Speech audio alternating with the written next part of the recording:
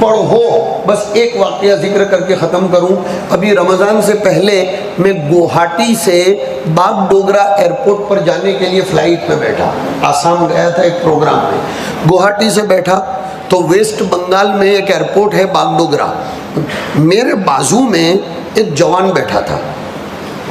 Boarding होते ही मैंने उसको देखा, अभी तो हवाई जहाज़ ने टेक ऑफ भी नहीं किया था, वो एक किताब पढ़ रहा था।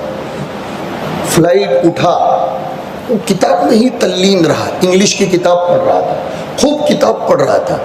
अब उसको पेशाब की ज़रूरत आई, मैं भूख लगी थी तो सैंडविच मंगवा कर खा रहा था। वो बेचारा निकला तो उस पर ज़रा हाथ लग गया तो मेरी सैंडविच गिर गई। उसने सॉरी कहा, मैंने कहा it is okay, take it easy, यानी उसको कोई टेंशन मत लो, गिरना तो गिर गई। वो पीछे गया फ्लाइट में, पेशाब पानी की ज़रूरत पूरी करके हाथ वाथ धोकर नई सैंडविच खरीद कर लाया और मुझे उसने दी। मैंने कहा आप क्यों ये सैंडविच दे रहे हैं? कहा कि गुरुजी मेरे हाथ से आपकी सैंडविच गिर गई, इसलिए मैंने ज़रूरी समझा कि मैं आपको नई सैंडविच ला कर दूँ। अखलाक। खैर, फिर उसने बैठकर पढ़ना शुरू कर दिया। उतने में जिस एयरपोर्ट पर उतरना था वो एयरपोर्ट आया तो मैंने उसको पूछा कि तुम हो कौन?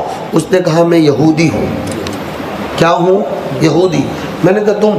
कहा ये पढ़ पढ़ कर ही तो हम तुम्हारे ऊपर हुकूमत कर रहे हैं, और तुम्हारा नौजवान फ्लाइट में बैठेगा तो गेम डाउनलोड करके गेम खेलने के सिवा दूसरा कुछ करेगा ही नहीं। जब तक तुम्हारी कौम स्टडी नहीं करेगी तब तक वो हम पर हुकूमत नहीं कर सकती, उसने साफ कहा। फिर उसके साथ मैंने थोड़ा सा और खुला। फिर एयरपोर्ट पर उतरते ही मैंने उसको कॉफ़ी का ऑफ़र किया, मुझे उसके पास से कुछ निकलवाना था। तो उसने बोला कि देखो गुरुजी, हम जानते हैं कि जिस दिन तुम्हारी कौम चीखना चिल्लाना मोटी मोटी बातों करवानी, केवी मोटी बातों खबर, आपणो जवानियों एक कप चाय पीता पीता 10 गवर्नमेंट ने नीचे बेहाड़े ने 10 जोड़े के काले एक बेही जवानो एम ने घेर आवीने पाछो जे हतो तेने ते।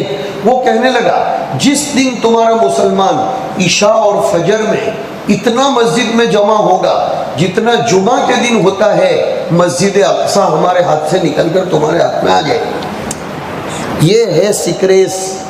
लिहाजा अल्लाह के बंदो, शरीयत पर आओ, अपनी पाकी नापाकी के बाब में भी मोहतात रहो, अपने दिल को भी पाक रखो, दिमाग को भी पाक रखो, अकाईद को साफ रखो।